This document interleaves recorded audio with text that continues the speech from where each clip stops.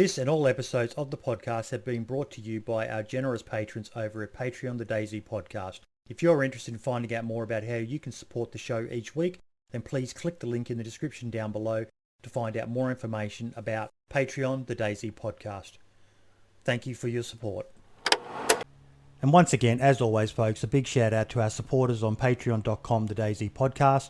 Our $10 supporters, Scalespeeder Gaming and Dick Donovan. Thank you so much, guys. Your support is really appreciated.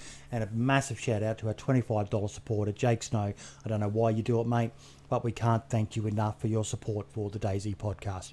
All the best, folks, and enjoy the show. 2, 1. G'day, folks, and welcome to the 55th episode of the DayZ Podcast. Joining me, as always, my co-host and Irish stud muffin, Marks. How you doing, buddy? Good. Not doing too bad. How are you? Yeah, not too bad, mate. Not too bad. Tonight's guest, we were meant to have two, and I do apologise to Bestius. I screwed up in a message he sent to me where he confirmed that it was Sunday.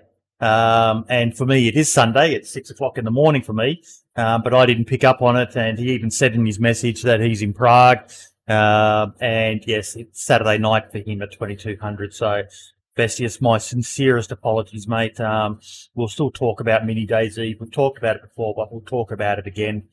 But the guest who did make it is the one, the only DanceOfJesus. How you doing, buddy? Howdy. Pretty good about you. Mate, I'm doing all right, buddy. I am doing all right. Yeah, been a interesting week for DayZ. Number one tree placer, they're calling you there in chat. I do like your Twitter description. If I can bring it up. I was on your page just before. Summit's worst nightmare. Yes, Summit's worst nightmare. I freaking love that. It's just, yeah. May need to turn you up a touch. They're telling me in chat. Maybe it's my mic. I don't know. Yeah, I'll bump you up to 90% volume. Alrighty. Test. Yeah, that's coming through a bit better. All right. So, mate, you've been working on a bit of a project on the old legacy mod. I see we've got a poll here from you. I'll just share my screen so you can all see this. But this is a bit of a passion project. In the back of my mind, I've got to be honest, mate. Are you recreating the original map? No, but honestly, I wish. I wish it was possible. I mean, it's possible, but it's gonna take a lot of time, especially with like even with the DayZ editor, it's not gonna be a easy task. So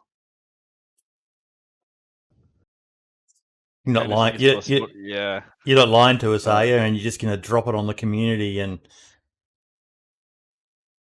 I mean, maybe in the future, but it's not possible yet to change the terrain. So yep, you could always just build the terrain. Yeah, that was my idea, but I can't do it, but it's gonna take me so much time. Maybe we can build like a team, or I think there would definitely be interest in that, Mark. You. It would be cool, yeah. There is a old school version of the DayZ Map out there, but I think it's the Arma 2 version. Yeah. If I'm not mistaken. And it's like houses are clipping through the ground. Yes. And like that. It doesn't have the care and attention that DOJ puts into his work. Yeah. But it would be cool to see the 0.62 version of the map, yeah, for sure. I've jumped on it myself, and it was fun just running through old Berezino and old Cherno and old Electro and things like that. It was just, yeah, there was only one server up that I could find, and had no one on it, but I still just enjoyed, just for the sheer shits and giggles of it, just the running around and, yeah, having a look at the old DayZ map. Oh yeah. Yeah, If you want to take a look, this is like a comparison between the old and new channel, like the 6.2 channel and 1.1. Wow, Jesus. I had so many memories in old Cherno, though. It was like a bit of a stomping ground. We used to, back in the early days of DayZ standalone, we used to spend a lot of time in Cherno. Don't know why. I think it was Triple Yellow and Blue Square. They were just such iconic buildings, and the sniper battles and all the rest of it. It was just, yeah, it was so much fun. So much fun. I love the new map. Don't get me wrong. You know what Adam did with the new upgrades is amazing, and it was great to get something new in. An injection of something new in something old that we all loved. But I still feel, even if Bohemia were to release it as a DLC themselves, and maybe a free DLC to the community, the old Legacy map would be so popular. Oh yeah. I mean, even like when you go west on a 0.62, it's like there's nothing interesting to see. Mm-hmm. Like I'm gonna send you another link. I'm gonna send it in chat if it works. Yeah. So what you see in red are, I mean, if I'm correct, everything in red are modifications. So Yep. Jesus. Wow. So One thing that's I all. was a fan of DOJ with the work they did was this whole remapping of the western corridor of the map. They just Oh, made yeah. it such a beautiful area. From those forests or deforested areas with the dead pine trees and a few intermittent buildings all sparsely located up and down the side of the map here. It was absolutely beautiful. The canal, or not the canal, the big stream and the ravines, and they did a The beautiful canyon. job out there. Beautiful job out there. Yeah. Are I went back. Yeah. those dead trees on that western side? Is that meant to? Are they just dead for no reason, or is there a story kind of behind it? I mean, I guess it's like a fire. There was like a fire, I suppose. and Right. Yeah. Yeah. I It's cool. Like, yeah. I really think they need to work on the law. Do some official law videos for DayZ, because that episode way back with his name escapes me, and it's rude of me to forget my guess, but I'm old. That's my was it like excuse. Longfoot or? Yeah, Lightfoot, Matt Lightfoot. Yeah. We got to see some of the original lore for DayZ, but I still think that's an area that they could work on. It probably never assume it'll only make an ass out of you, me, but it probably wouldn't cost too much to do up some videos. Just giving a bit of a backstory to DayZ. The old school people know it, but a lot of people coming into it, they don't even realise that DayZ set 2 years after the outbreak. They don't realise that survivors were immune to the virus, because you constantly see comments from people saying, maybe if you got bitten, there's a chance you get infected. And the law, as I understood it, is that you're immune to the virus. That's why you survived. Yep. I don't know. There's something to be said for the old stuff. But tell us about this exciting project you're working on, mate. I saw you asking for some editing advice for videos in chat. So I decided to make a review of 6.2 because I don't know, like there's a lot of people who still say that 0.62 was like the best version of DayZ, and I mean, I still think it's a great version, but it's definitely not what people think it is anymore. Hmm. It's rose-colored glasses. Yeah. What? It's because they say you're viewing it with rose-tinted glasses. It's saying basically that you're looking back at it with old memories. It's like when you break up with a chick, you generally break up for a very good reason, but sure enough, you're going to start missing her. Years down the line, you'll forget why you broke up with her. But yeah, it's. I mean, just all the bugs I've experienced in like 10-20 hours of playing, it's like insane. Like the game, when you alt tab, to go on the desktop or whatever, there's a 90% chance it will crash if you're not pressing escape. Mm-hmm. And there's just so many bugs everywhere, but I mean, I still like it, but yeah, people definitely forgot what it used to be. Is And there, out of curiosity, how are you reviewing the game? Or like 0.62, are you running a version of 0.62 on your PC? so I kept my backups, like the original files before it got updated. Mm-hmm. And yeah, no more questions. Okay. So, I mean, okay, I'm running a non-legit server files, but hmm, whatever, you know. yeah, I getcha. Shh! I'm not. Don't tell anyone. Don't worry, mate. The public. devs don't watch this podcast, mate. You'll be fine.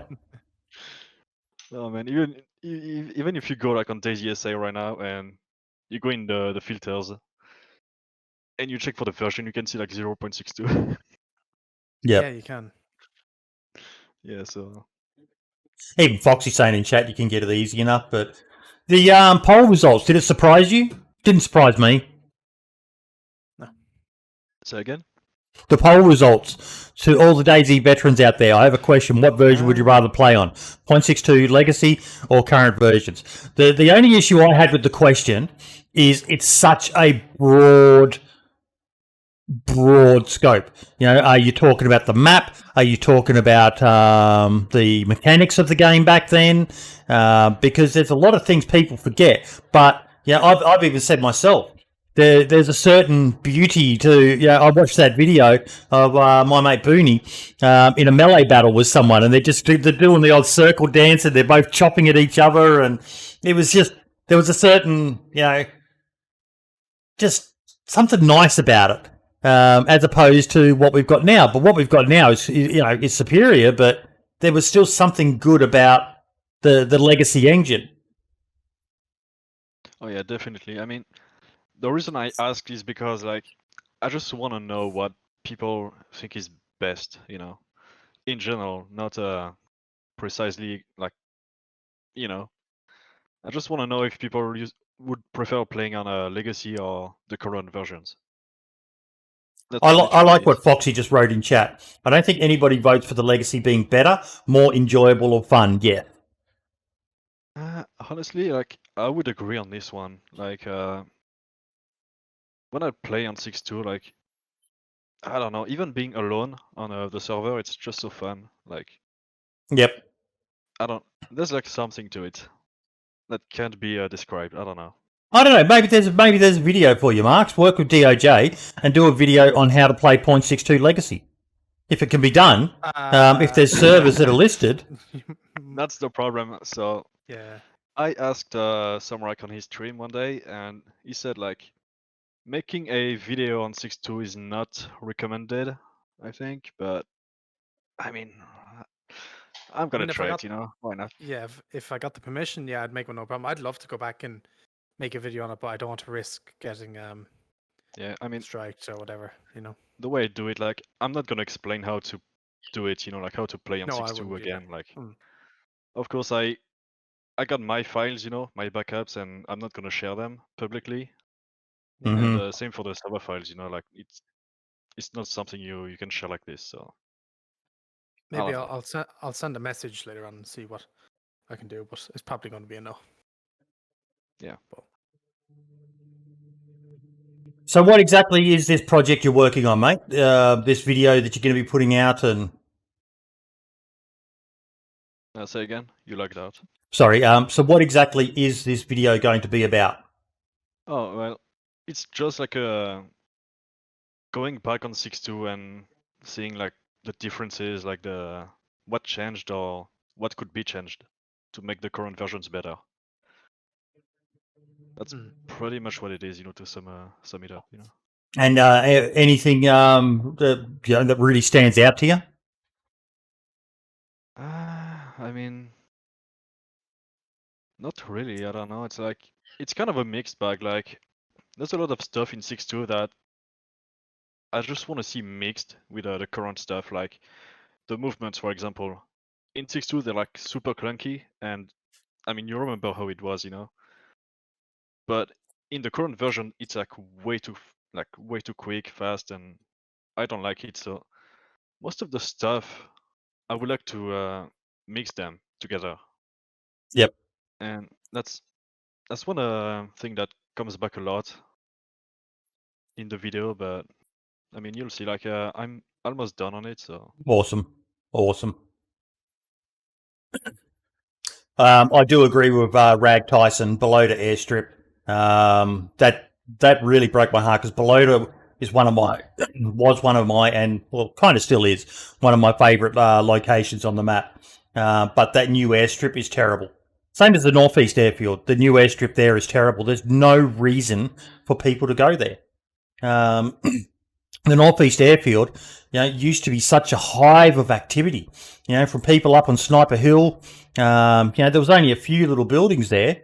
The hangars and the little shed and the ATC, but it was still such a hive of activity. And now it's just this desolate, wasted part of the map. The only reason people ever go there is if someone builds a base there. It saddens me. This is a question for DanceOfJesus. Since you have like those files and stuff, and you have technically the old map, don't you? Like the old 0.62 map. Yep. Is it not possible to? I could be talking out. Don't mind me now if I'm going out. Don't know what I'm saying, but is it not possible to port that map to the current engine or version of the game and then have it on There's what? no way. Sorry? The license. No way. Yeah, Oh, it's license. TOS. Yeah. Right. Sadly, I would have done it a long time ago though. Yeah, that would have been cool to see if you could have gotten the exact map on today's engine. Because it's one of the biggest places that. How many requests have you had from people to do remapping of the Northeast Airfield, DOJ? Actually, not that many. It's mostly Really? like it's mostly like military bases, like the small ones, like VMC. Mm-hmm. I think it's Commands or Kamenka, whatever it is. I think I've got Mishkino a few times, and it's mostly like traders as well. So VMC was a funny change as well, wasn't it? The other one that disappointed me a bit was Mishkino, the old Mishkino tents. Another, used to be a hive. Like I remember watching the Running Man back in the day. It seemed like nearly every single stream he would end up in a counter sniper battle with someone around Mishkino tents. I avoided the place like the plague. It scared the shit out of me because I can't PvP to fucking save myself. But I would still, on occasion, go in there, and the whole time you were in Mishkino, it was one of the best locations for that fear factor from DayZ. You didn't know if there was someone on the East Hill. You didn't know if there was someone on the West Hill. You didn't know if there was someone else coming into loot. It was just one of the scariest places on the map. And then they did the rework of it, and it's still a great place, but it just doesn't have that same vibe to it. Feeling, yeah. I was there recently, and you can still technically snipe down it as well with the kind of tree line that's there, but it's not as scary as it once was. Yeah. There was some epic videos back in the day of people having fights at Mishkino tents. Yeah, I remember like every time you went on Twitch in the DayZ section, you could look like on the first two lines, and there was always one guy camping Mishkino or like looting, Now Yep.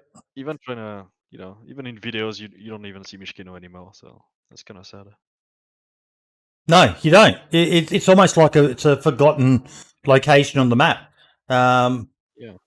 Occasionally I've been killed there a couple of times by other players and that, but more often than not, it's just it used to be a hive for activity, but yeah, just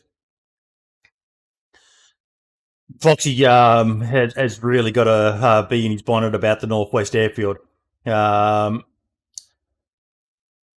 I like what they did with the Northwest Airfield, but I still preferred the older one. They made it a much more interesting location, but the old one, again, maybe it's rose-tinted glasses for me.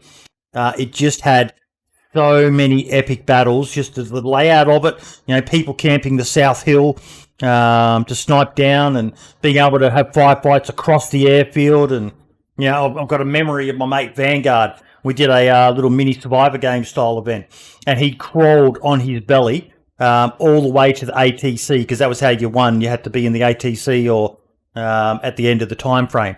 And yeah, he crawled his way across that airfield on his guts. And yeah, just, what about yourself, Marks? Did you have any memories there? Yeah, it was always a cool spot, but like I remember going back when that old kind of version of Northwest Airfield was there, and it's cool to go back on. But again, after a little while, you've had your look at it, it's brought back all these memories. Then it kind of gets a bit boring again. And I like the new Northwest Airfield personally. I don't see it to be that bad. But everybody has opinions, then, don't they? Yeah, like I said, I like it, but it's just I do miss the old Northwest Airfield. But again, it'd be interesting, DOJ, if someone did do a decent .62 map remake to see what people who never got to play .62 think of it. If it was done as an official, it'd be great to see what the console community think of it. These people who never experienced the old map having what's essentially a new map for them, see what they think of it. Because we're all obviously, we have our perceptions from having, grown up and played the game. But yeah, I'd be very interested in that, DOJ. Oh, yeah, I mean, there's one thing I didn't like. It was completely flat, and you could get sniped from from anywhere, and that was kind of a problem to me. But I do miss it, yeah, because I mean there was always fights happening. Yep. There was always gunfights, and right now I think Northwest is too big for the size of the map, the current one. It is a very big area, very big area. But I don't think if the map wasn't updated when they brought it to .63, I don't think the game would have been as popular as it is right now. People would have got bored of it very quickly, I think personally. It'd be cool to see what that map does to server performance. Would it make it any better because there's less stuff? That is interesting. Stuff like that to spawn. Probably. I mean, I remember Sumrak saying on his stream that when he made Northwest Airfield, he ran out of capacity or amount of resources he could place. Yep. So he had to stop. But yeah. Really? I mean, I guess you would get more performances on a client side at least. Yeah. That's a good little image I've got there. Northwest Airfield after .62, the real life Northwest Airfield, and the Northwest Airfield before .62. Yeah, Again, didn't realise it was based on a real location. Yeah. I would not know how to pronounce that, but if you go on the real life channel on Google Maps, you can go on the right for a few miles, and it's actually located there. Mm-hmm. It's a few minutes of fly from Chernarus, so that's kind of cool. I landed on that runway in a flight simulator. Really? Yeah, that's so cool. You can see the bunkers and everything. Yep. That is pretty damn cool. Yeah. So what else have you been up to, DOJ? Not much recently. I've been pretty busy, but I still do some mapping, time to time. Are you going to be jumping ship to Armour 4 when the unannounced military simulator comes out? Probably, yeah. I mean, we'll see what it offers, but That's going to be a big hurt to DayZ, Marks, the amount of modders who are talking about jumping ship to Armour 4 when it comes across. Mm-hmm. A lot of content creators have that same thing now as well. We're kind of looking if it's just going to be better than DayZ, and you'll get a DayZ mod for it, and if DayZ's kind of in the same current state, whatever, then yeah, a lot of people will probably hop ship. There's probably people already planning it. Oh yeah, 100%. I mean, if modding is available at release, which, according to rumors, it might not be. So I don't know. Really? Yep. I mean, rumors. All right. Remember, is it good? Yeah, it could still happen, but Are you aware of the puzzle thing? Yes, Yeah. yes, I don't know anything about it, but I am aware that there was a puzzle. Have you got a link to that so we can show the chat, and then you can explain it? Let me try to get the I'm link. too stupid to work that shit out. Are you aware of it, Marks?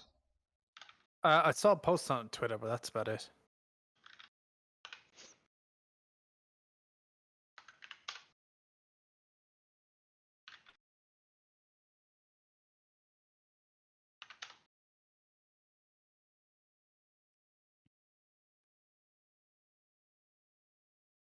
So can you explain this?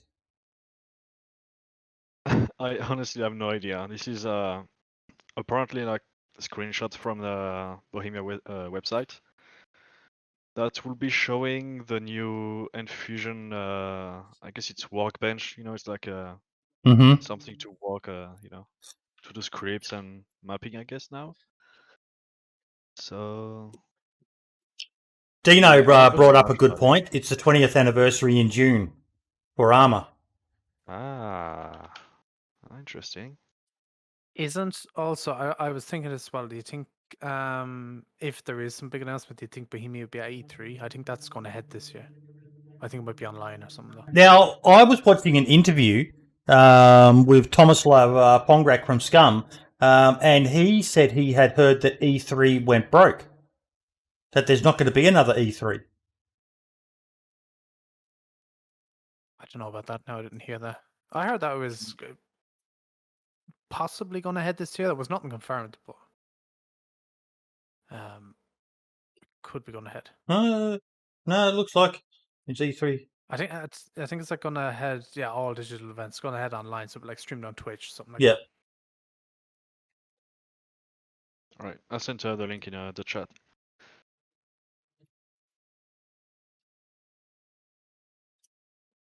So this could be Arma 4, this could be something else, I don't know. DayZ 2. Yeah. Confirmed.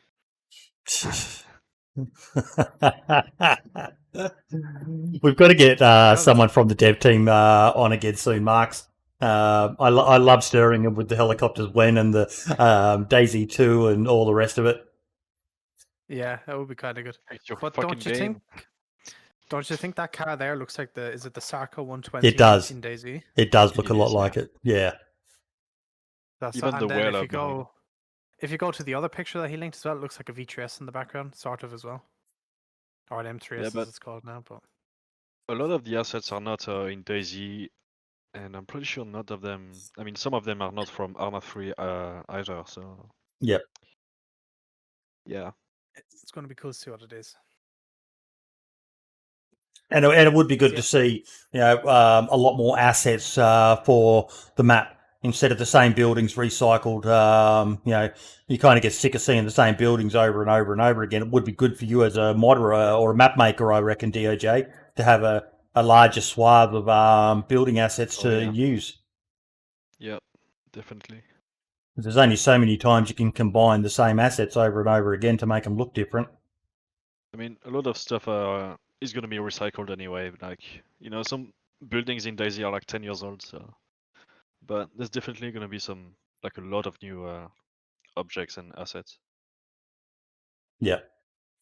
See, Bohemia have a really good opportunity if it does come out. Like, say it hypothetically comes out in June, if 20th anniversary or whatever. They have a great thing because there isn't many games out there now that grab your attention and want you to like play them. That kind of makes sense. Like, there's nothing out there right now that like is groundbreaking, and everybody's hopping on right now. It's just kind of dead. So if they did release something like Arma 4 or something, it could be really advantageous to them. Mm. But we'll have to wait and see. So anything else that you've been up to lately? That any inside scoops you can give us? I wish, but nah. Not really. Well, I did see the first public test release of Essica was announced. Where is it? First public test incoming. After a year and 1 month in development, we are finally at the stage. I'll bring this over so that the stream can see it. This is in the Essica Discord. We do need some help from the server owners that plan to host Essica. Please PM me. As soon as we set up spawn points, loot tables, and AI spawns, we will enable latest test version for download for all supporters. How much do you know about Essica, DOJ? Honestly, not much. I only played Altis on Arma 3, so I never played Essica, but I heard great things about it, so pretty hyped. Honestly, it's the map with flooded towns, right? Yes. Yeah. Yeah, I remember watching a Frankie video back then. Yeah, he did one in Arma 3. Yeah. He did a couple of them, I think, on that map. Foxy's saying he heard it's far from ready. No, it's nearly ready. So the way they're doing it is they're releasing it in stages, from what I was told by the creator of it. So they release like maybe a third of it, maybe more. They could release a quarter of it, and then a couple more months down the road they release more. He said it's something like what Derail done. They released a version, and then a few months later, more and more and more of the map will just get expanded on. But I don't know if they've changed that. They're just going to release it all in one go. Interesting. Are we ever get to see a DOJ full map? Maybe. I mean, I've been working on some personal projects, but I mean nothing crazy. But why not? You know. I think you should. I started making a map of a volcano somewhere in California for like a project slash portfolio. Mm-hmm. And I mean, I haven't had the time to keep working on it, but probably next week. What is the issue with cities? Now, I've been playing Scum quite a bit, and they've got a big city on that map. And, mate, the frame rate when you go into the city is fucking atrocious. And as it was, everyone remembers the same with DayZ. When you went into Electro, when you went into Cherno, particularly there's a few other players around. Can you dumb it down and explain it to an idiot like me why making big cities is so hard to do for online MMO games? Well, polygons is one of the reasons. Like there's a lot of stuff to display. Yep. And like you have to be aware that probably all the interiors are also loaded, so all the chairs, the small details, all of that is being loaded in at once, and it's very heavy on the GPU and CPU. So yep, because that's my dream. I keep on saying it over and over again. Is a big city map. My ultimate dream would be something like New York, with all the skyscrapers.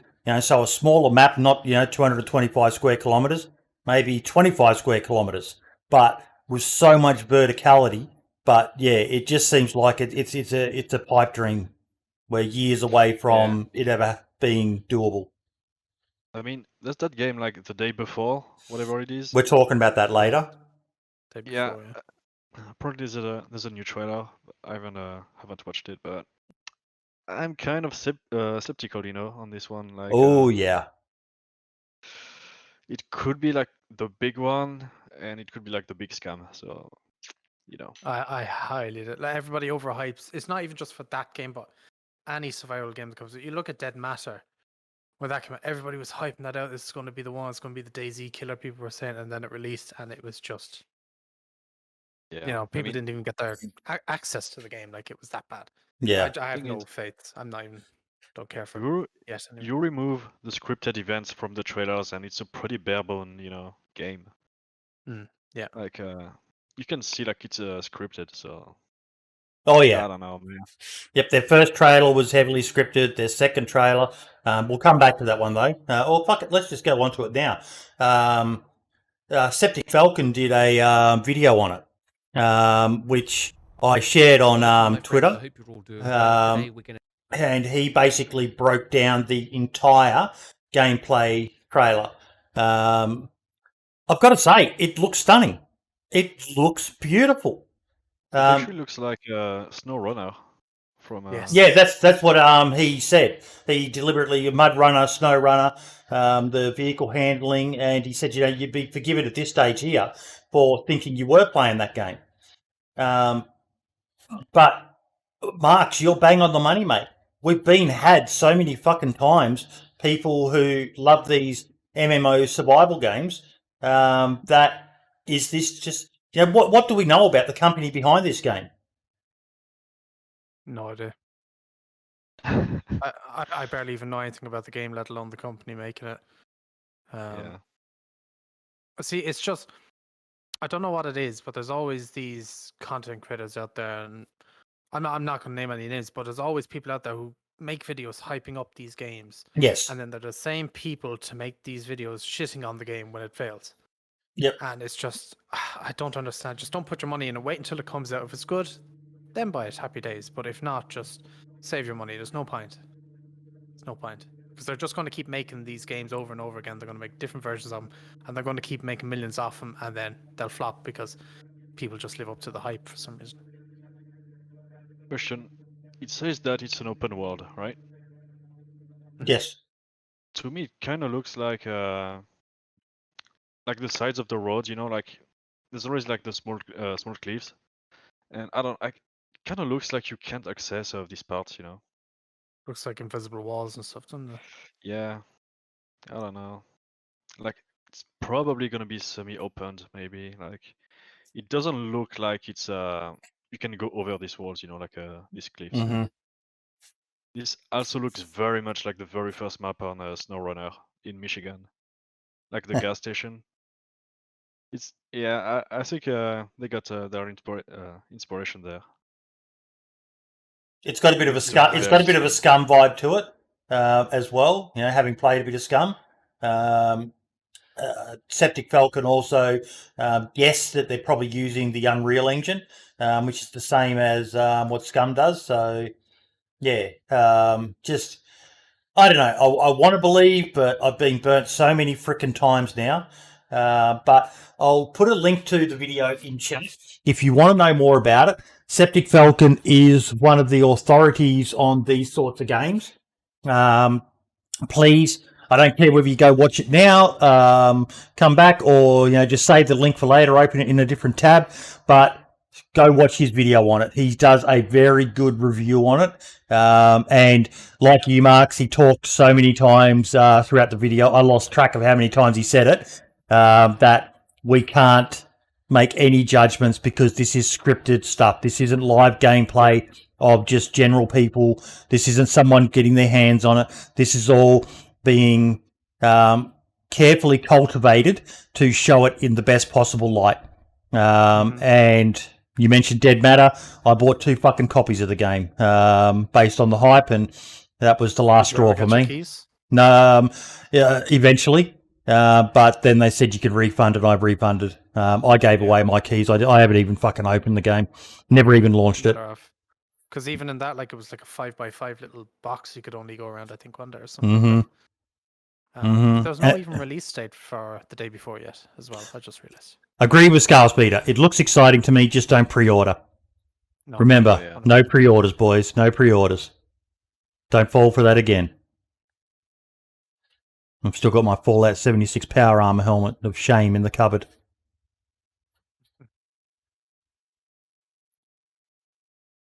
Unless there's some cool perks for pre-orders. Cool skins, But yeah, go watch Septic Falcon's video on it. The guy knows these sorts of games very well. He's been around for so long. He used to be one of, if not the biggest name in DayZ in live streaming. And yeah, you want to see my helmet? Okay, I'll bring out my helmet of shame.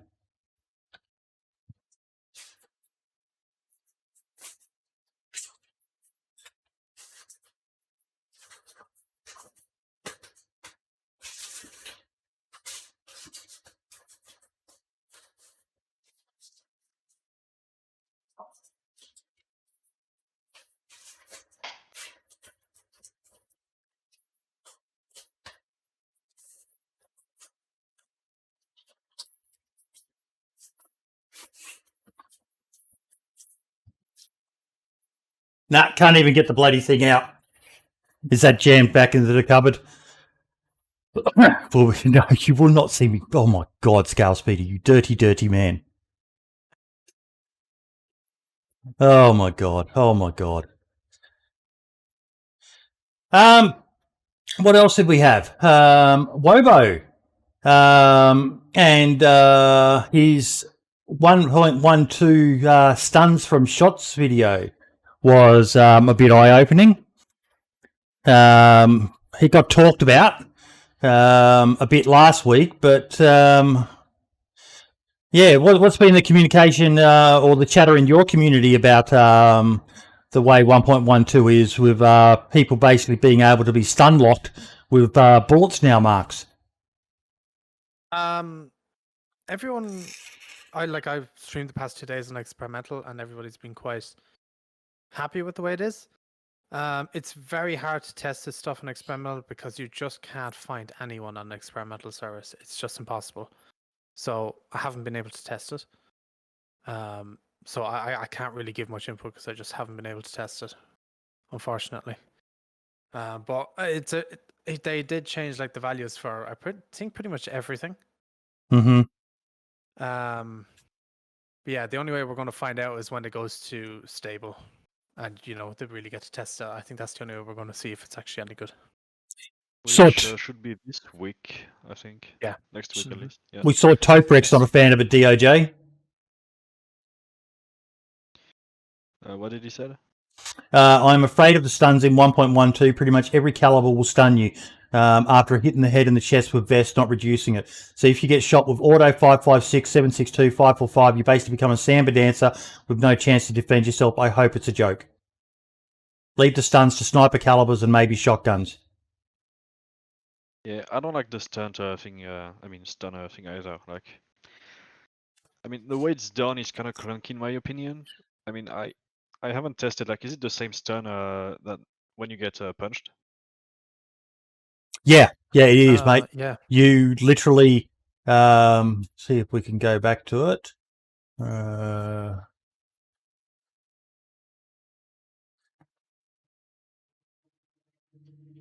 See?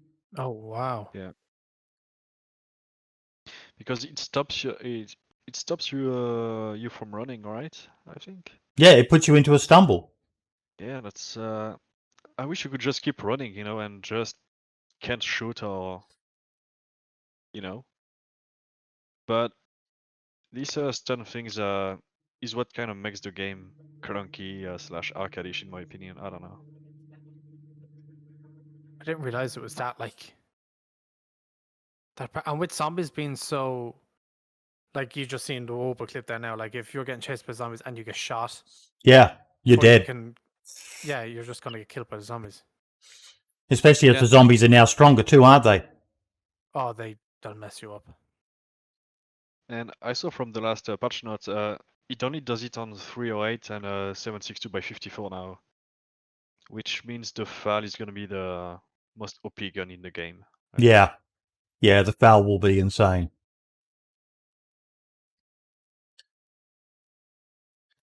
Sakan saying if you are uncon, Zeds don't go near you now. So I did actually hear that. Thank you for clarifying that, Sakan. Mm-hmm. But yeah, weird, but why not? I saw that in my I saw that happen when my brother got knocked out by the landmine and zombies were next to him, but they didn't go after him. It's a nice change. It's a good change because nothing worse than being unconscious and just die to zombies then. I want to go back to something Foxy wrote in chat, though. I've seen the stats, 250 players play experimental on average every 24 hours. Mm-hmm. So therein lies an issue that I think it was Foxy who did a tweet on it, but basically they're taking feedback from such a small section of the community and if people are bothering to play experimental, they're generally the more hardcore fans of the game.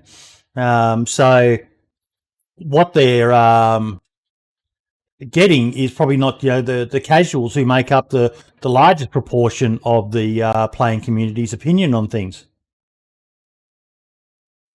Yeah, and I think as well, I've noticed Well, I don't know, so I can't really say. But when I've played experimental the past couple of days, the players that you find on experimental don't seem to be the most what's kind of word? They don't seem to be the most knowledgeable on the game. I've kind of noticed, especially Yep. PC anyway. So they mightn't even report anything as well. So it's really tricky to do. But maybe that's where they should get like I had an idea about this last night when I saw that post. Why shouldn't the devs set up a server, just like a private experimental server, and then tweet out saying that they want testers, that they want testers to sign up, so every time a new experimental update comes out, they get access to this private 60-slot server or whatever, and they can go and play, and then have like a Discord channel somewhere set up, so then those testers can have access to that Discord channel and put any bug reports or whatever they find in there instead. Something like that might work as well. You know, give them a bit extra feedback or something. But That's a good idea, actually. Yeah. Because then at least to be able to fix the more kind of glaring problems, you know. It's, just how realistic do people want the game to be? I don't want it to be that realistic, to be honest. Can't have it completely realistic, or it'll take the fun out of it. But that's sort of Bohemia's shtick, isn't it? Simulators, as opposed to arcadey games. Yeah, but you can have a simulator while also having a bit of that arcade there as well. But if you completely take the arcadiness away from it, I don't know, it just becomes too tedious then, I think.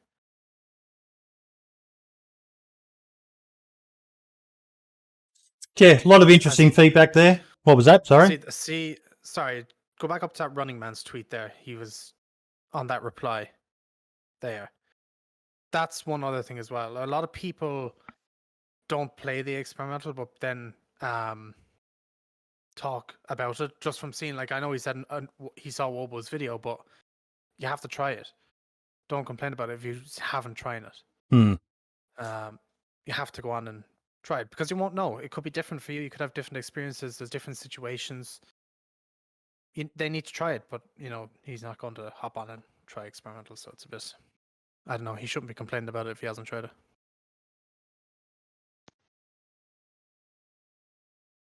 So yeah, it was interesting seeing those two have a discussion about it, and I do agree. Someone else said that before, that it would be good to see these pillars of the community talking more about this sort of stuff. But at the same time, I caveat that with streamers' opinions need to be taken with a grain of salt, because they don't play the game the way that the majority of people play. Because they're constantly always looking for action and entertainment. There's very few content creators who like to play the slow game and things like that, because it makes for boring fucking watching. Mm-hmm. A lot of them don't even play the experimental as it is. So yeah. I don't know why they're commenting on it if they haven't played the experimental personally, but yep, that's just me. Now, this was absolutely fascinating to me. Has anyone heard about the working AI? Yeah. This is brilliant. Infusion AI project. This week I have some cool UI updates to show off, and then I'm going to answer some viewer questions, since there are a lot of really common questions that get asked about this. So basically what I've been working on over the past week is a cool radial menu. And this radial menu controls the AI's behavior. There's also a debug menu inside the radial menu that'll only be used by server administrators, people with admin powers. Don't worry, not everyone's going to be able to spawn AI. But everyone will be able to do things such as, actually, let me spawn a couple more here. You'll notice they follow in a formation. I can actually change the formation that they follow me in through this radio menu. So yeah, that's what I've been working on. You'll note the loadouts have been updated since last week. Dark has been working on a great loadout API, if you will, you can actually load and save loadout files now. So on the release of this AI project, you'll actually be able to come up with custom loadouts for your server. And that'll all be documented later on, closer to when we release. The other thing you'll notice is that their movement code, and maybe I don't do a good job of showing this off in the videos, but trust me, behind the scenes, their movement code has been massively improved. Jacob Mango has been working on that for me, so thank you, Jacob. Yeah, not many targeting updates since last week. The last thing I'm going to show off is I'm just going to spawn in a formation of as many of them as I can, and we'll see how many I can get to follow me before things break down. I've just asked Keegan to jump in. I'll mute this now because if you want to hear more about it, as always, I don't really like showing people's full videos on the stream. I'd rather you jump over to his channel, subscribe to him. Poor bugger's not even monetized yet. This is like the dev update number 4 on it. So he's got 3 other videos out there. He may have even done a new one since this one's come out.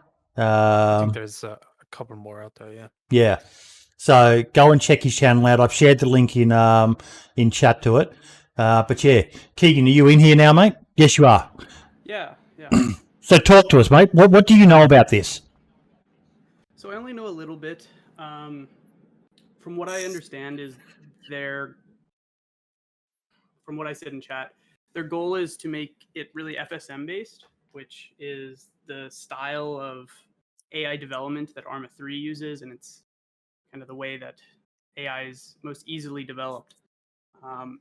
But they've actually come really far on that. And the DayZ devs, they've provided this functionality in the engine a year ago, maybe they added it, that actually makes this really possible and makes it so they can parse in these FSM files. So they're not actually written like normal mod code. They're written differently and parsed in. And what that allows them to do is really quickly develop these things and develop them in a way that the logic is really straightforward. So an FSM it's a functional state machine, right? So the AI each have different states, and then there's conditions that power whether or not they go from state A to state B or to state C, and that's what makes it really powerful for AI, because AI are essentially just states, right? Are you standing? Are you moving? Are you aiming? Are you shooting? And the transition between these states. So yeah, it's really cool stuff. I've been messing around with that, not the AI, but with the functionality that the devs have implemented that make this whole like parsing possible. It's really cool stuff, and this project has me super excited. See, I'm not a huge fan of AI in DayZ, but I know that that's only my opinion on it, and that there are a lot of people who want it. And the more choice and variety that is out there for the community, the better. So I fully support this. I've actually tried to reach out to this guy. I'd love to get him on the podcast to talk about it. But yeah, this is just amazing stuff. It's great to see. Yeah, we talked before about there appears that there might be a bit of a vacuum in talent once Arma 4 comes out. But it's good to know there's people just still popping up. I won't say out of nowhere, because apparently he's a very established Arma 3 modder. Is that right, Keegan? Yeah, I believe so. Yeah. So, yeah, it's great that people are still showing DayZ some love. What do you think, DOJ? I'm keen to see what it's gonna be like. It's kind of like trailers. Like, a lot of people don't like them, but I mean, you can do so much stuff. Like, for example, traders. Everyone do the same stuff. It's like everyone's at the same place, and you can trade like a shovel in a fishing rod for like an M4 and be fully geared. But you can make traders like in EFT. Like, it's a thing. Like, there's like a hunter trader somewhere like in the woods, the hunting cabin, and there's like a medic trader somewhere like in like a hospital. And you could do the same with AI. Like, you don't realize how much you can do. It's like imagine a server where the zombie apocalypse just started, and to get like good loot, you have to go like northwest, like in TZ and that stuff, and it's you, like the survivor, against like the army or whatever, the rebels, whatever it is. I do like the So idea of much maybe having fun. some of them in heli crashes, like Dino just said in chat, DOJ. Yeah, like there's so many possibilities with it, and I mean, I wasn't too much into AI before. I mean, like the idea of AI, but the more you think about it and the more ideas you get from it, and you see like the potential it has, so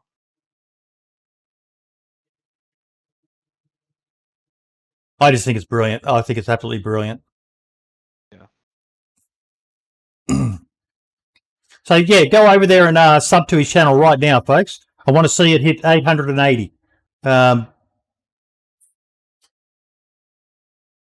on, go subscribe. Marks, are you subscribed? I'm not. Subscribe right now. I want to see it hit 874 marks. Do it right now. Hey, there we go. 875. 878. Come on, folks. Let's get into 880. 2 more. God damn it. We're getting 5. Hey, one more, just one more, people. There we go. 880. We've got him to 880 subscribers. Because once he hits 1,000, then he's able to get his channel monetized, folks. That's and Mark, you probably know, he might have earned some reasonably decent money on these videos here. 15k views, 21k views. A small bit, yeah. Yeah, something to help cover the cost of interwebs and all that sort of stuff. 883. So share it around, folks. Let people know about this stuff that's being done. Anything we can do to support people who are helping support this game we all love. $2 per 1,000. Yeah, okay. Skullspeed is saying. So share it out there. Let people know that there's something quite interesting coming. And I do agree with you, King Golka. That's why I'm hesitant about it. Survivor missions kind of ruins the whole idea of DayZ and creating your own storyline. That said, I have covered in the past a very interesting mod called Survivor Missions, which gives the opportunity for people to make the choice of whether you want to go and do that mission or not. And it increases the chances of so it's not forcing you to do it, but it's increasing the chances of players bumping into each other. Whether that be bandits or whether that be whatever. But yeah, definitely. If you can keep an eye on it for us, Keegan, and let us know your thoughts on it, mate, because I think it's fucking amazing. Yeah, definitely. I've been following him for a couple weeks now. I think about a month ago I started hearing about it. Whenever I first started doing modding in DayZ when it first came out, that was one of the first things that I worked on was AI. Mhm. And I realized the limitations, and so the amount that this guy's already gotten done is honestly astounding to me, because I know how difficult it was when I first started. So anyway, I'd like to stay around, but I can't, so I'm gonna hop off here. No worries, buddy. Thank you so much for coming in. Yeah, no problem. Cheers, mate. Take care. Yeah. Ciao. I am much louder than everyone else, am I? How's my volume now? I just lowered it a bit.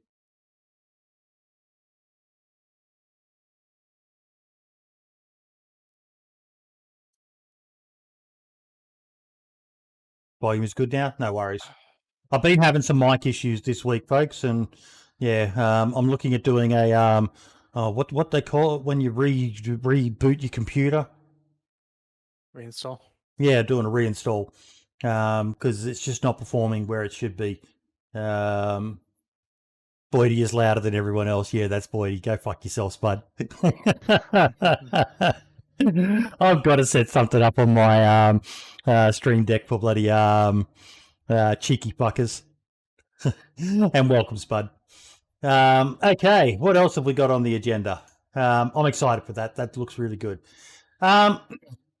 Marks, you did a video Yep. where I can't believe more people aren't talking about this.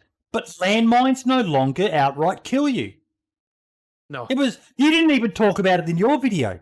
Your mate got killed by a landmine and you barely even acknowledged it. I literally stopped and I was like, hang about. Did he just step on a landmine? And he said he was like blinking fucking health and all the rest of it. But I have been going on about this for years. I even did a video way back in my catalogue. Why mines are too OP. Because not a lot of people realise, but anti-personnel mines are generally not designed to kill.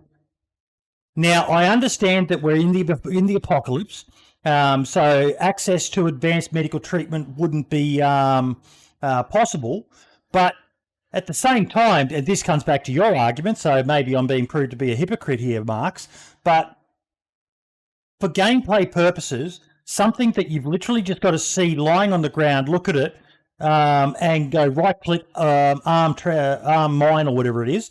I can't remember off the top of my head. It's been ages since I've used one. There is no skill at all. They're basically just used for trolling and griefing.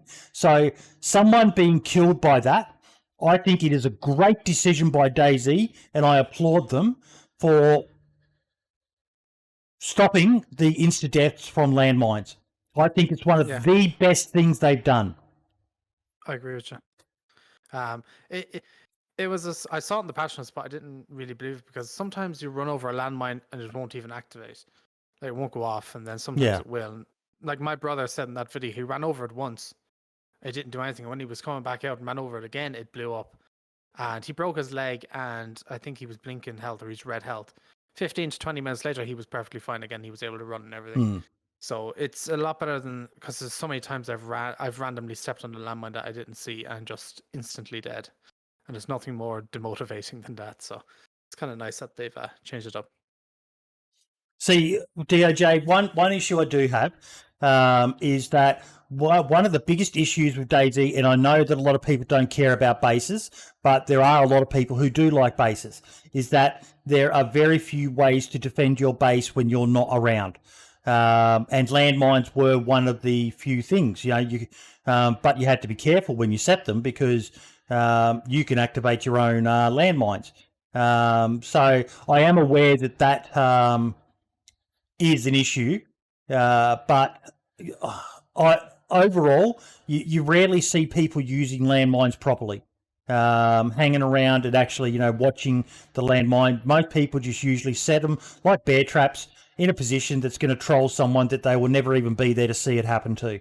So I think this is a good decision.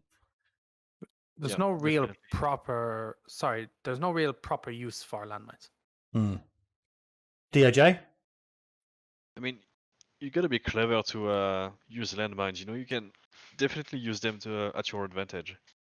But I think most of the time you'll have to be camping, and wait for someone to pass by and maybe get him.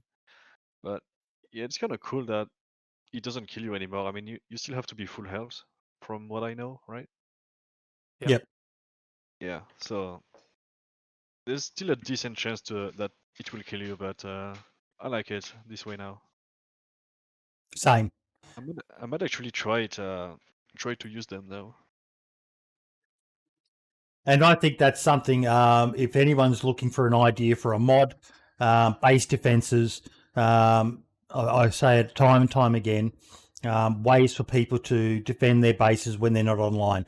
Booby traps and things like that cause damage to people who go into that base, raiding it, just something like that, because that's one of the biggest weaknesses for those who like to play the base game. There's no way to defend your base when you're not online.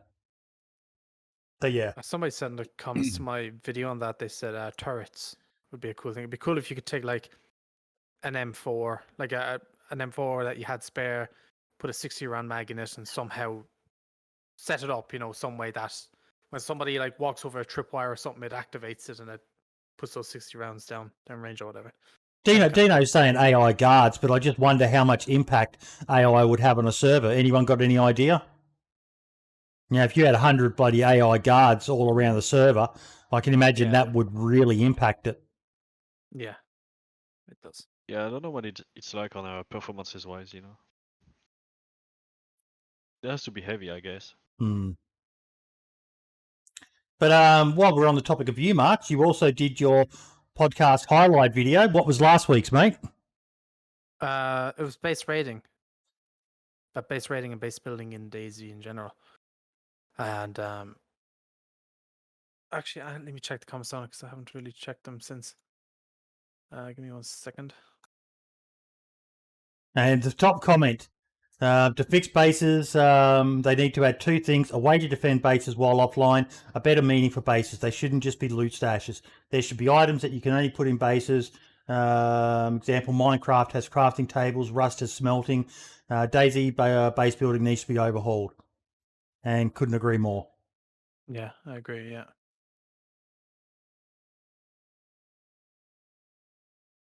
A lot of people are saying that they were using them and stuff, and a lot of people are given ideas and like what you could see in the game to have them be used and stuff, like as protection and stuff. And I love this comment here. Let's not mention every DayZ YouTuber's clickbait video is titled "We rated the richest base in DayZ." True. yeah, that's how you get the views. And that has always been one of my biggest things about why there needs to be some way of offline. Most people log out inside their bases, and if your base was being raided, someone used an explosive or started bashing a hammer against it, you'd wake up if your base was getting raided. So there needs to be, I think they should make some way to send the notification to you if your wall gets destroyed. I don't even know whether that's possible. There is a mod out there that actually does that. I don't know if it's still around or what, but I remember a while ago there was a mod out there that I think you installed an app on your phone, and if you put something up around your base, and if it got triggered or something, it would actually send you a notification on your phone that your base has been raided. But I think it kind of takes away from the DayZ aspect or something. And King Dolka, I agree with what you're saying in chat about bases kind of ruin the idea of DayZ. But it comes back to that simple thing of there are servers to suit everyone. Look at the most popular servers out there now, which is Day 1, and other than a little stash like it used to be back in the day with a barrel or a tent in the woods, now you've got the improvised shelters. But yeah, and people are flocking to that. But at the same time, there's also the servers where you've got your big factions and they're warring and they're allying and all the rest of it. So it's horses for courses. There's a mod out there to create almost any type of server you want. Just not extreme hardcore. No one wants to play extreme hardcore, much to my chagrin. I didn't even have the opportunity to play on it. You didn't? Nah, I don't even have time anymore, man. Yeah. But yeah. But no, the feedback people are getting is these videos you're doing, Marks, are brilliant, mate. I love your little snapshots because watching the full podcast is not something viable for most people. It's generally only the really hardcore fans who watch the full video that I put out.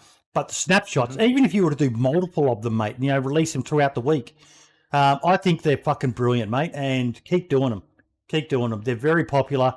And they get a lot more views, and it gets people talking about the sort of stuff because I keep saying that content creators' opinions should be taken with a grain of salt, and that's why I like going in and reading the comments on your videos and it's why we've now started doing a players episode, so that we're getting the opinion of the people who matter the most, and that's the average player out there. Yeah. Yeah, a lot of people are enjoying them there. It's not a lot, it's giving people like viewers a chance to discover something they might not have known about, the podcast in general, and so yeah, it's good. A lot of people are liking them. So we covered DOJ's poll, and yeah, this was I'll bring it across so you guys on the stream can see it. But there was the Foxy. He did share it. It wasn't a tweet. It was just a post in Agenda. So he screenshotted the numbers of people playing experimental, 236. at 24-hour peak, 250. All-time peak was 17 months ago with 1,697. So many people don't even probably know experimental exists. And that, that's your chance to give feedback and help direct the way the game goes. It's something you can just simply install. It's a second version of DayZ on your PC, and when it's live, you can just jump straight on and play it. It's easy to do, folks. Do a video on it. How to play experimental, Marks. That actually might be a good idea. I might need to. But because yesterday when I was streaming, I had multiple people come in like, how do I play experimental? Yeah. And you have to go and be like, it's a separate game you have to download and install. I think a lot of people, especially a lot of old school people who are coming back to it, still think you have to opt into it. Remember, like you have to, to opt into the experimental back then. A lot of people still think you have to do that. Oh, that's so annoying. You had to re-download the entire game just to... Oh man, that was so bad. It was so clunky, but yeah, that's better this way. Yeah, something face roll. Face roll's just saying about mines. A great fix for griefing mines would be mines are only active armed when the owner is online. If the player is offline, mines would only be active near the owner's base. Something. Because at the moment they're just treated as a troll item in the game, and it's really disappointing because they do add value if they're used well. I've seen so many memorable videos of the likes of Lax and that getting someone with a mine, and Spud saying, do people not play experimental because they don't know how or because they are invested? That's a very good point. A lot of people who play community servers won't take the time away from that community because they want to continue their storyline with their main character. That's a very good point, Spud. We talked about Septic's video the day before. Console topic, predominance of KOS on console. Now, our console community have risen to the challenge. Again, a reminder, we know we're very PC-centric on the podcast, so none of us actually play on console. So if you want us to talk about console stuff, folks, you need to give us your feedback. And Jimmy the Jacket said, let's talk console community. What are people's impressions of the DayZ console crowd, especially if you're able to compare to PC? Personally, I've found it difficult to find servers that aren't forced RP, no KOS rules, that have any interaction at all. Seems that Xbox Party Chat and maybe the PS equivalent contribute to lack of in-game chat interaction. Are console players just more likely to be FPS geared and apt to casually pick up the game and be ready to kill rather than cooperate? Or is this the case on PC as well? What can the console community and aspiring server owners do to promote a dynamic and diverse in-game experience? Thanks all for having this community and being a fun piece of the gaming world. Now, Mischief replied, I feel like console DayZ sees very little interaction and is treated more like a shooter than anything else. The most populated community servers seem to be PvP servers. NCRP is the only somewhat RP server that is high pop and stays active on Xbox. They are more of a light RP encouraged server, and have a short rule set. They don't have RP rules or KOS RDM rules. I don't know what RDM is. Players can KOS as they please, but it's encouraged that there be some sort of interaction. I haven't played PC, but have watched streams on DayZ Underground on day one. I can't really comment on PC play. I've only been on Xbox for 2.5 years, so I haven't been around long, but have been involved with community servers since they were first available on Xbox, running servers of our own and keeping up with community servers on Facebook and Twitter. We have a heavy RP server that has been running since September 2019, and it has been very challenging getting players who want to be in in-depth RP instead of bloodthirsty. A common thing I've seen with Xbox is players that say, well, it wasn't in the rules, if they do anything that isn't what the server is meant for. We either have to have rules that are super loose and not be strict in enforcing them, or make the rules very detailed and subsequently very long. It seems that a large number of Xbox players, in my experience, will stress rules and loopholes. I do agree that party chat is too heavily used, even on our Xbox roleplay server. In the last 6 months, we have added into the rules to not use party chat, but we still find it being used. Players try to switch to game chat quickly when they encounter someone, and game chat often doesn't work properly when doing that, and or some of the group will stay in party while one person goes to game chat. Military loot is vital to a lot of Xbox players. It's abnormal if someone prefers wearing clothing or gear that is not military grade. If it is difficult to find military loot, I am asked to increase spawns. There is rarely too much. Yeah, my voice is actually getting a bit sore now from reading all that out. But Foxy's right. It's the same on PC. No different to using Discord. Discord is the VoIP of choice for everyone. And it's not just a DayZ problem. It's the same with games like Scum.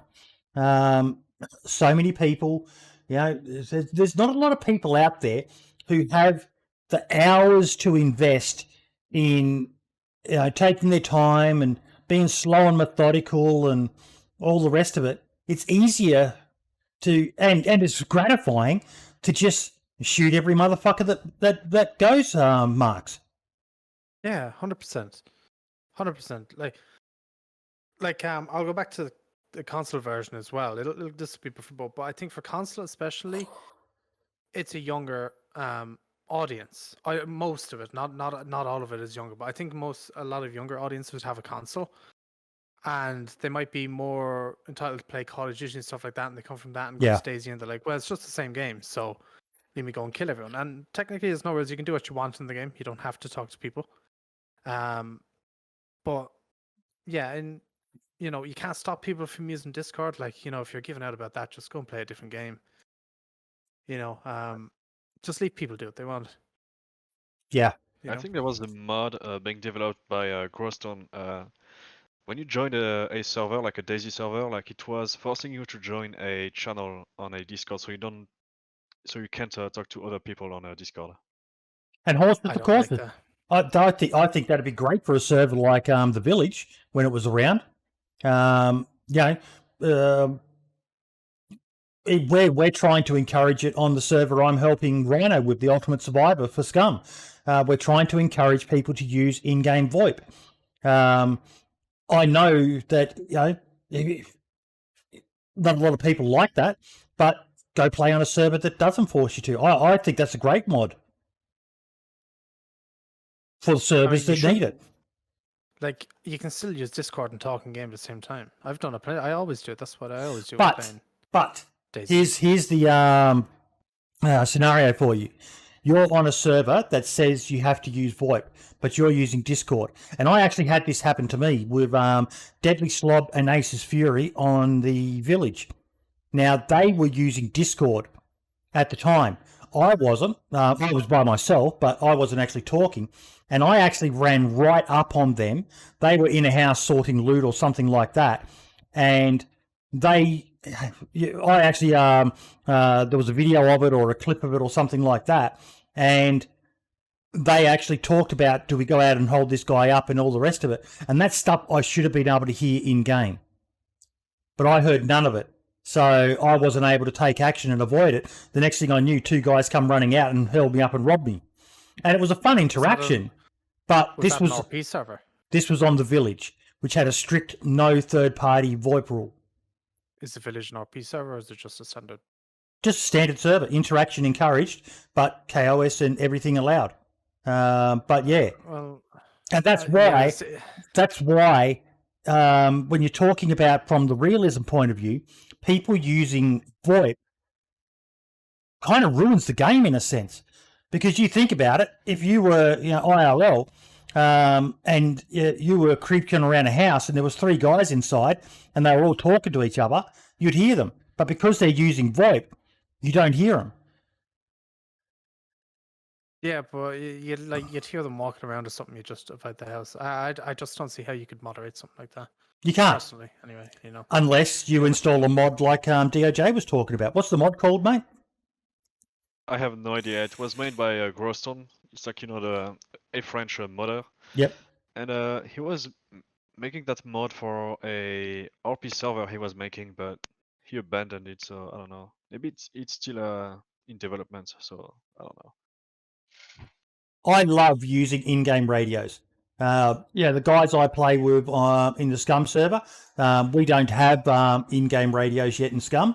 But we actually turned on the server squad chat. So we either talk in game or we send messages via squad chat.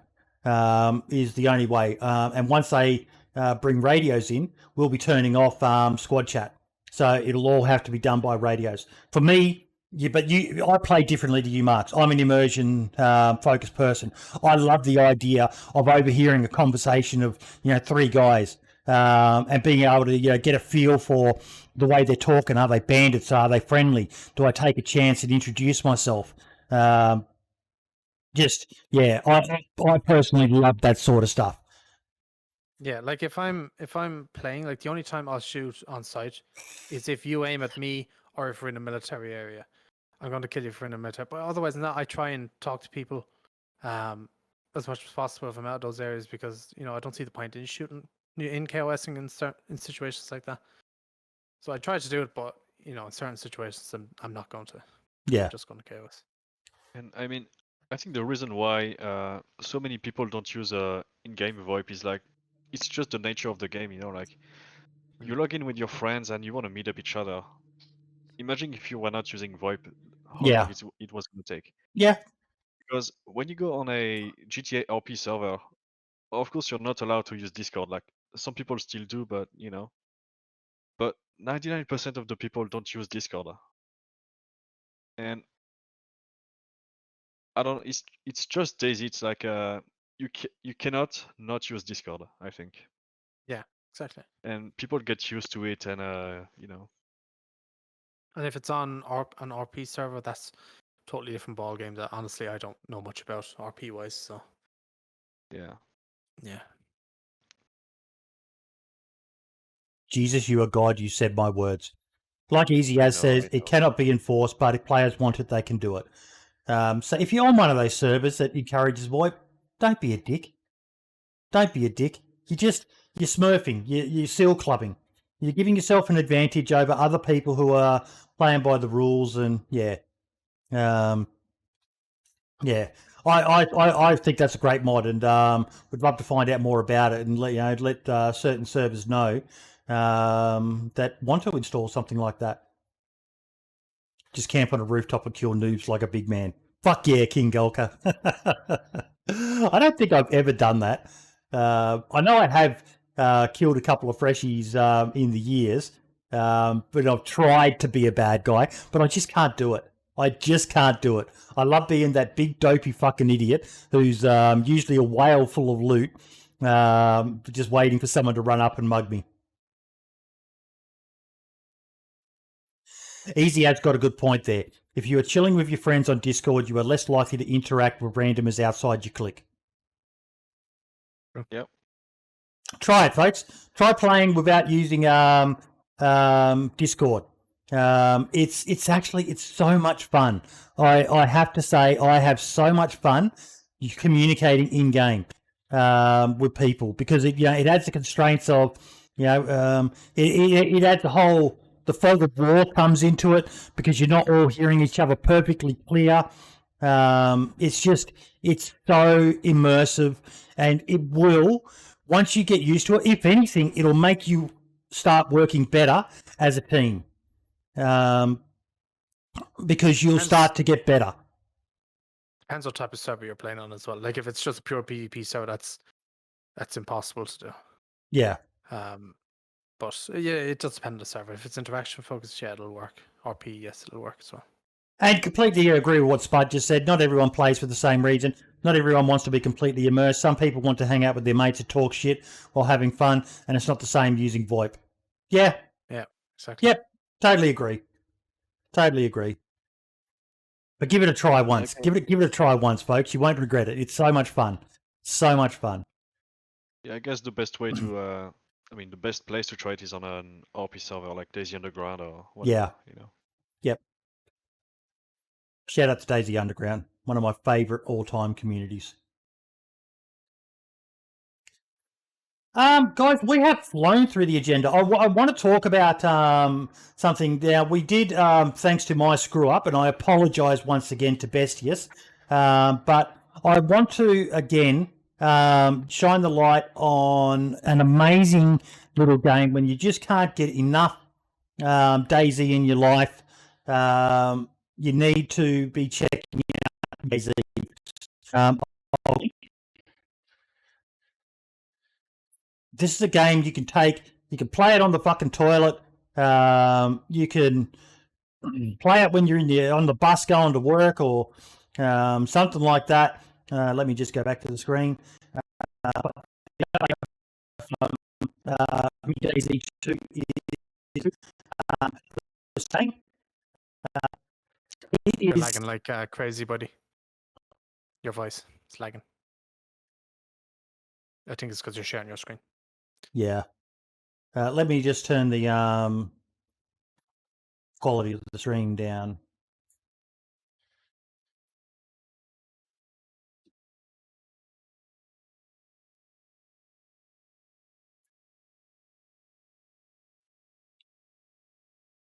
Okay, how's that? Is that better? It's better so far, yep. So it's a single player game. They have improvements. It's old school graphics, but it's they got chopper crashes now too. Yeah. Yeah, you're still lagging quite badly, buddy. Yeah. I'll just shut that down. But it is. I shared the link in. I bet there's no epic base raid me versus 200 videos on Mini DayZ. Marks, do a video on it, mate. You can set up somehow your phone to record the stuff and just show people it's DayZ related, mate. It's DayZ related. Yeah, I'll think about it. I'll think about it. You're not going to do it, are you? You're just being polite, aren't you? It doesn't interest me at all. Not gonna lie. But it might interest you. It really doesn't. True. Might interest the community, mate. Yes, yeah. True.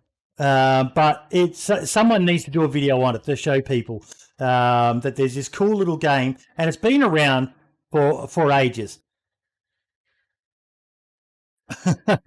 Jesus Christ, Marx has videos for the next week after every topic. And yes, there is a second one coming, Sukan, Mini DayZ 2. So definitely look at installing it. It's a free app. Got some in-game purchases if you want to do it. But yeah, Creepy saying this is why Discord sucks. People's voices go robotic. No, that's just my shitty Aussie internet, mate.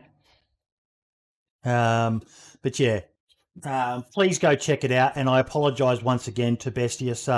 We will look maybe at getting him on next week as an additional guest to make up for this week, because I really want him to be able to talk about in depth more about the game. What else have we got?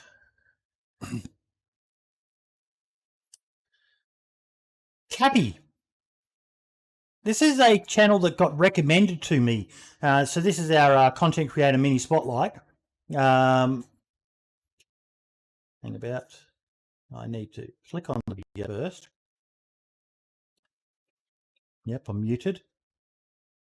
He did a video on Huge DayZ 1.12 update, amazing or a bust. And I actually really enjoyed his perspective on it. Really enjoyed it. I hadn't heard of his channel before. And he has 7,740 subscribers. So please go check it out. It was a really, really interesting video. Just don't know nothing about the bloke. Link to the full patch notes, but definitely worth checking him out. It's always good to get as many different perspectives on things as you possibly can. And another one I also want to do a shout out to is Farlong. Check my follow. Instagram, Cash Fairs Ahern. But yeah, YouTube Farlong Gaming.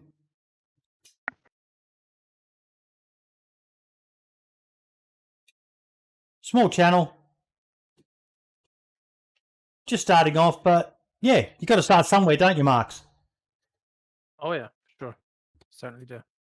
And it takes a long, long time unless you get lucky to hit that magical 1,000 mark and get all the hours up, doesn't it, Marks? Yeah. It took me years. Yeah. Took me years. Yep.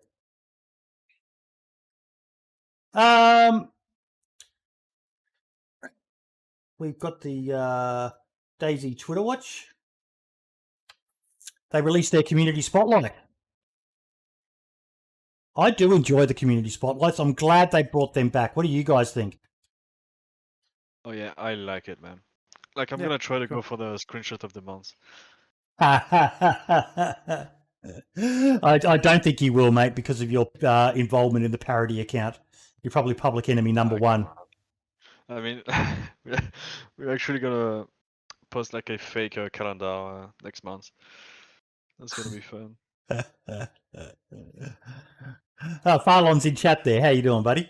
But yeah, hey survivors, the devs ended March strong with the 1.12 experimental update paving its way into Easter. That being said, the community's content was as entertaining as always. Toprek released a DayZ mini-movie. Watching Tope going berserk in the line of fire can be a thing of beauty. You can just sit back and relax as he walks around and effortlessly guns down players in the bases he's raiding. Linked to his video. Favourite screenshot with the infected. What would DayZ be without our precious and growing infected creeping up and messing with our nerves in Cherno and Livonia? The answers will vary from player to player, but one thing we know for certain is we wouldn't have these hilarious screenshots. Almost looks like they're holding hands. Yeah, I mean I think that's the reason. I mean, that's a cool screenshot, by the way. Yeah, Very. Is, yeah. It's pretty creative. Actually got quite a few screenshots in here. Oh, that one's not loading. It's probably just my lovely Aussie internet again. And look, what's that right there? Oh, Mini DayZ on the official website. No, they're not loading now. Since early February is the month of annual Oscar buzz, but that kind of confused me, that comment. Early February, we're in April. We figured it would be a great time for the role-playing aspect of our community shine, and shine they did. Lovely little spooning there. Nothing wrong with spooning. Check out this iconic scene with Jack and Rose. And the famous flying bike scene in E.T. I did enjoy that one. That was good. Yeah. The old flying cars meme for DayZ. That was very, very good. Yeah, they can make fun of themselves, you know. That's Yes. funny. And kudos to them for doing that. We enjoyed this segment so much because the submission and retweets were absolutely hilarious. Bravo, Chef Kisses. Here are our top 5 favourites, but you can find many more on our Twitter and Facebook. Hearing Gunfire. Let me see if I can make this a bit bigger. In COD and Battlefield, happy, and then, yeah, the whole... That's what it's like for me. I hear shots and I fucking shit a brick. Me trying to work out the figure in the distance if a player or a zombie. This one is true, yeah. Yes.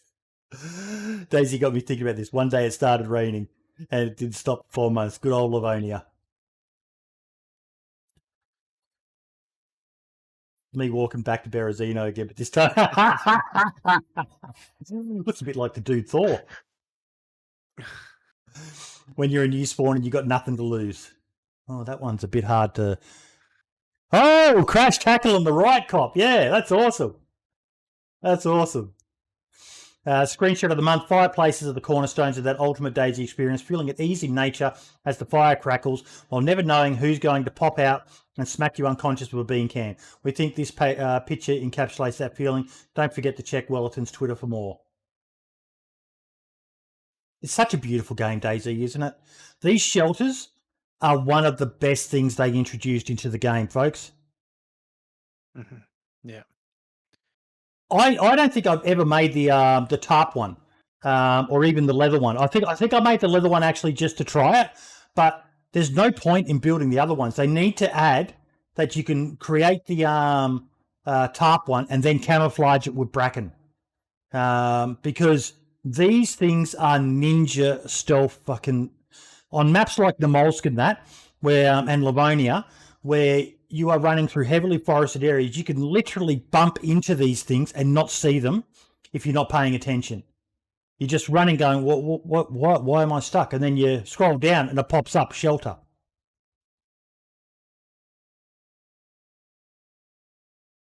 Good on you, folks. Give good old Farlong a sub there. Funny moment, Farlong gets 3 subs a month now, just went up 5. I know how it feels, Farlong. I remember myself, mate. I was lucky enough. I got a shout out from a mate of mine, Charlie DayZ, which got me up to 100 or so quite quickly. But when you're grinding away, they're trickling in, mate. I know that feels pretty fucking good, mate. So happy to have been able to help you a bit, buddy. A huge shout out to Sil on YouTube. Sil creates regular DayZ content that ranges from guides to the game to storytelling with awesome production value. Whether you're a veteran or a Bambi, you'll surely enjoy Sil's content and pick up a few things along the way. Need an example and check out the ultimate guide to crafting. Nice thumbnail, that one. That's a very good thumbnail. He done a PvP guide before that video as well, and the amount of memes just people made off that video was hilarious. Yeah? It was very, very funny. And he took it well as well. Still took it very well. To celebrate the upcoming cherry blossoms, here's a wallpaper calendar bathed in cherry-coloured dusk.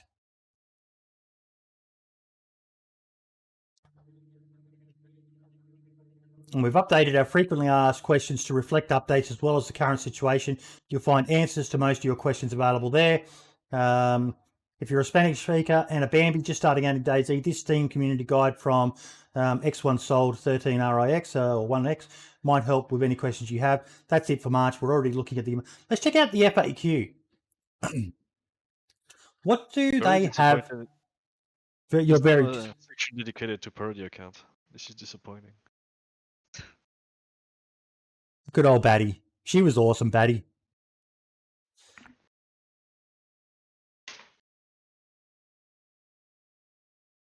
How do I report a bug? How do I change my in-game name? Is Steam required for DayZ? How do I know if DayZ has received an update? How do I switch between stable experimental versions? Okay, they have added quite a bit in here.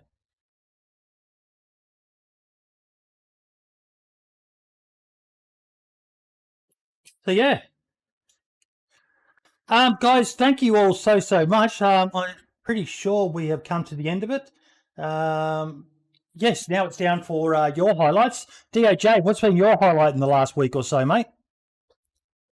Highlights. I mean, I don't know. I've been busy working on my video. I mean, I'm gonna be honest. I'm gonna give a shout out to Tyler for the small mod he's pushing on the Steam Workshop. The creators he mods, Yes. the sounds in the inventory and the obfuscation of the magazines, so you don't see how many bullets are left in the magazine. Yep. Mm-hmm.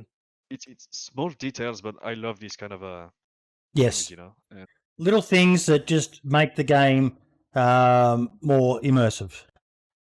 Yeah, exactly. That said, unless you can see through magazines IRL, you really don't know how many you've got left there. You've got to actually physically take it out and unload it to be able to tell, or just keep track in your mind. So, yeah, 6 of one, half a dozen of the other, but more choice allows people to do things. What about you, Marks? What's your highlight? I haven't really watched much videos or anything this week, just been busy with 112, but I wanted to highlight Barbarous, who, hang on, sorry. I'm linking his Twitch in chat there now. He also does YouTube videos and stuff like that as well, and he's just really good, and he's just hilarious on stream as well. So I've been watching him when I haven't been doing much else, and it's just been, he's just really, really good. I'll chuck him a follow. I haven't heard of Barbarius before. Yeah, check out his YouTube channel. You might recognize some of his videos. The name does sort of ring a bell if I think about it, but yeah, then again, I can barely remember what I had for breakfast yesterday. Who are you people? What are you doing here? I want to do a shout out to our Patreon members. I know I shout them out each and every video.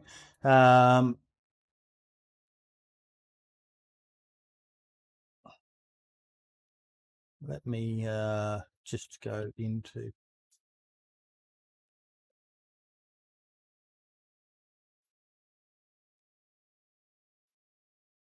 Oh, God, it's going to make me verify. Scarfeeder Gaming, Jake Snow, and Dick Donovan. Thank you guys so much. if you do want to look at joining the Patreon, I've got it set up now so that you get rewards sent to you directly every 3 months for the middle level, the Bambi Slayer. You get a sticker, a tote bag, a coffee mug, and a long sleeve T-shirt. And for the Survivor level, you get a T-shirt, a coffee mug, a long sleeve T-shirt, and a podcast hoodie. And all of that is sent directly to you by Patreon. So there's no way I'm going to be scamming you all. But yeah, it's got a head file on. Marks, remember the challenge? What's the challenge? Oh yeah, hang on. Actually, check that. Hold up, 1 second. Notifications. Where is this? Hang on, 1 second. Trying to find it. Where the hell is it? It was a challenge she wanted me to do on Daisy or something. Oh yeah, here it is. I've a challenge for you to do on Daisy. You're only able to eat food that you find on dead players, not zombies. I just did it. Survived around 9 days. Survived around 9 Daisy days. It's quite fun. Human steak counts. Human steak counts. Interesting. I like the videos that Rab Plays has been doing. I survived a week at the Northwest Airfield, those sorts of... I love doing things like that. Yeah, they are kind of cool, yeah. They're definitely good to do if you have nothing else. I challenge you to make a fireplace in the middle of Northwest Airfield, cook some meat and survive. Yep. On a full pop server. Do it. Yeah. And that's it. That'd be actually an interesting one, yeah. If you find you're getting a bit bored with DayZ, folks, mix it up. Try something outside of your comfort zone. Play a different style. Play a different server. That comes back to something I put on Twitter just the other day. I want to check it right now. And I want to caveat this with, I love the day one servers. They're fucking amazing. They are amazing fucking servers. They brought back people playing DayZ in a way that we remember back in the day. But oh my fucking God, like I'm looking at it now. We've got 1, 2... Oh, it's not so bad today. But the amount of content creators who are playing day one servers, it's insane.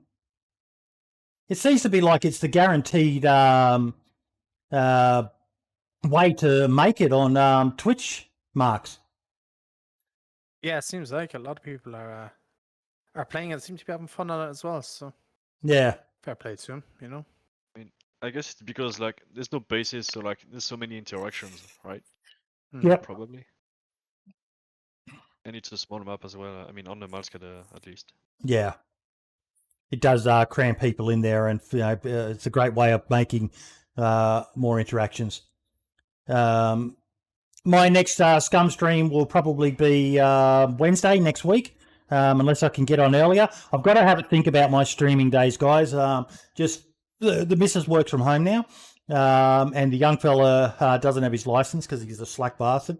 So he relies on me to take him to from work and uni and stuff like that. So, it's kind of why we changed the podcast time. So I get up early in the morning. I get up around about 4 a.m. and do some admin and stuff like that, and then do the podcast, and then I'm free for the rest of the weekend and all the rest of it with the family. But yeah, I'll be around. I'm always around.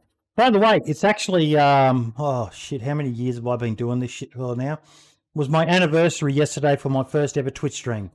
So nice. I think it's 4 or 5 years I've been streaming now. And yes, I know it's pathetic. I'm still not partnered, but it's not a goal for me. If it happens, it happens. It'd be nice if it happened. One day I'll get there, but I just don't take it seriously enough. It's a passion project for me. Did you notice he broke 3,000 followers as well on Twitch? Did I? Yeah. That's 3K for me anyway on your Twitch.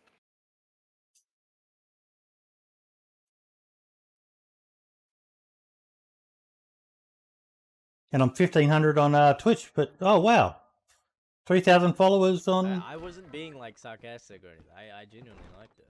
I was just making. What the? I was going. And you won't be long. You'll still be at 2,500 on YouTube as well. Well, you're getting there. So. Where do you see how many followers you've got? If you just even go into your stream, like just your standard stream, and just go down. It's underneath, like in your about section. Say it under your logo. Oh, 3K followers. Congratulations to me. Yeah, congrats. Congratulations, old scammer. That's cool. That's really cool. That is.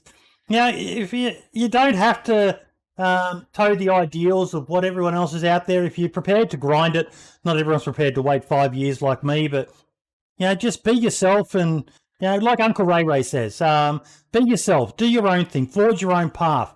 Don't feel you have to conform to what everyone else is doing or whatever. Do what's you, and the growth will come. Yeah, the growth will come. How many years you been doing YouTube for, Marks? I'll tell you now. Give me 1 second. I created this account in 2013. 2013. 2013. And April of 2013. So. And how long has it taken for you to be able to get to a point where you can seriously look at making money from it? Only within the last year. Yep. But you're stuck with it. Oh yeah, on and off. But yeah, like, I really started grinding when the like pandemic came in and everybody was locked inside and everyone was on lockdown. It was a great opportunity, so I took it while it was there. Good on you, mate. Good on you.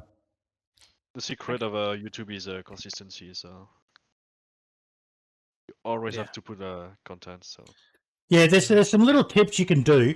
Like I'm never afraid of showing my stuff. I know a lot of people, but everyone knows I make a pathetic amount of income from YouTube. Fuck me, I've got so many windows open. No wonder my computer runs like shit. Just closing a few down and then I'll share my screen. And Mark, you probably spend more time in here as well. But the tab I'm talking about, if you have a YouTube channel, is the analytics channel.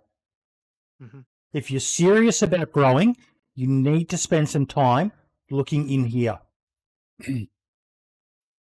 So I've made $13 in the last month. So it's not bad. And not bad, it's pathetic if you were trying to live off of it. But for me, that's good. That's a lot better than I've ever had in the past. But you've got to be in here watching it. I don't know what that blued out area means. Data temporarily unavailable. There you go. But reach. What's my reach at? This is a good one. Yeah. This is a good one, the traffic source types. Channel pages, browse features, YouTube search, external, suggested videos, others. What's your browse features? We'll go back to it. 12,008 impressions. Click-through rate, 5%. Views are down slightly. Average view duration is another big one. That's what hurts me in the algorithm because my videos are so long. I'm putting up videos that are 1, 2, 3 hours long, but the average view duration is only 19 minutes. So that punishes me.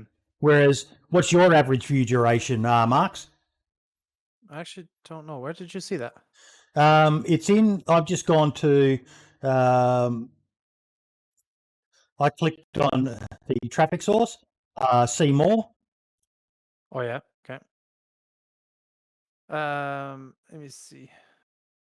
Average view duration is 5 minutes, 20 seconds, which is about, I upload roughly 10 to 20 videos. That's not bad. Yep. My impressions is 1.6 million. But 214,000 views. Keep an eye on this stuff. Learn your geography. But there's one in particular stat that I want to show you guys, if I can remember how to find it. Analytics. There we go. Analytics audience. This little chart here. This shows when people are engaging with you the most. So what you need to be doing is releasing your videos to tie in with this time. This is probably one of the most important stats you can do. Learn it, and as you can see, this is roughly when I usually release mine. Wednesday, 8 a.m. That's for me in my time.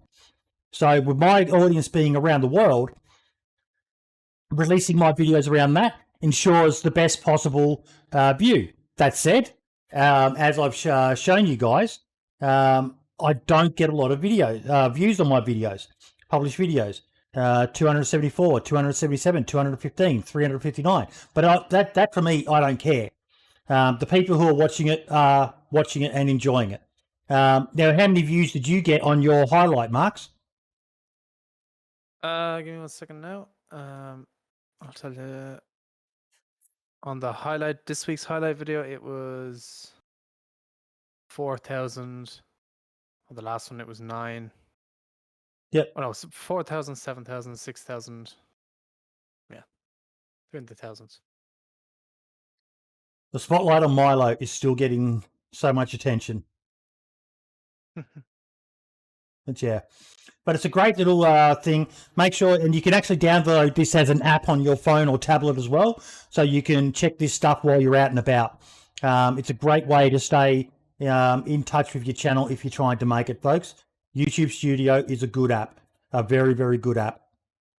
Believe it or not, I've never paid attention to my audience tab or anything like that. I just upload whenever I have it.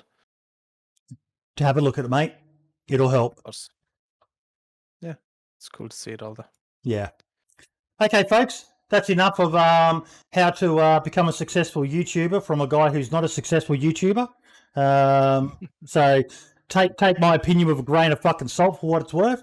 I would love to see the likes of the Running Man and that share their knowledge, not share their revenue on that, obviously, but just share their perspective on how to make a successful DayZ video.